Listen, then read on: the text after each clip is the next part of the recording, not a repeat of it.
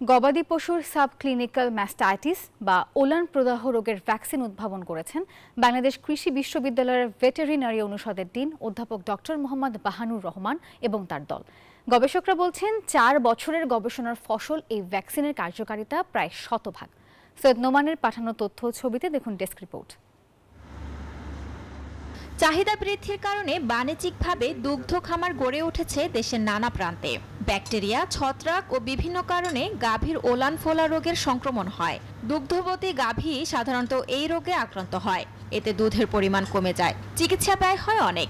বছরের পর বছর বাণিজ্যিকভাবে ক্ষতিগ্রস্ত হন খামারিরা।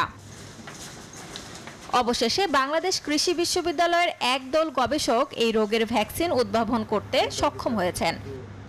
আমরা প্রি ভ্যাকসিনেটেড, পোস্ট ভ্যাকসিনেটেড ব্লাডও কালেকশন করেছি।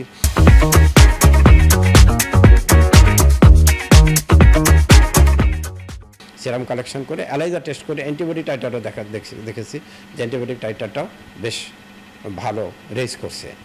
এটাতে অনুপ্রাণিত হয়ে আমরা কিছু খামারি পর্যায়ে আমরা ভ্যাকসিন দিয়েছি। বেশ কতগুলো খামারিকে সিলেক্ট করে আমরা এই ভ্যাকসিনটা দিয়েছি এবং তারা যথেষ্টভাবে উপকৃত হয়েছে। এরই মধ্যে এই ভ্যাকসিন গাভীর শরীরে প্রয়োগও করা হয়েছে।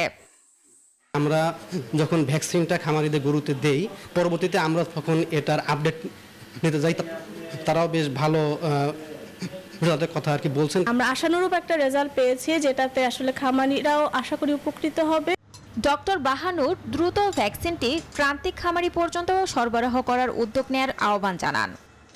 এই ভ্যাকসিনটা যদি মাস প্রোটেকশন করে কৃষকের দোরগোড়ায় পৌঁছে দেয়, তা দেশের জন্য উপকার হবে এবং কৃষি উপকার হবে এবং আমাদের দেশের দুধ প্রোডাকশন এবং বেড়ে যাবে। ওলান প্রদাহ রোগের কারণে আক্রান্ত গাভীদের প্রায় 70% দুধ উৎপাদন হ্রাস পায়, 7% বাতিল হয়। সব মিলে প্রতি বছর বাংলাদেশে এই জন্য ক্ষতি হয় 10 কোটিরও বেশি টাকা। Desk report, news 24।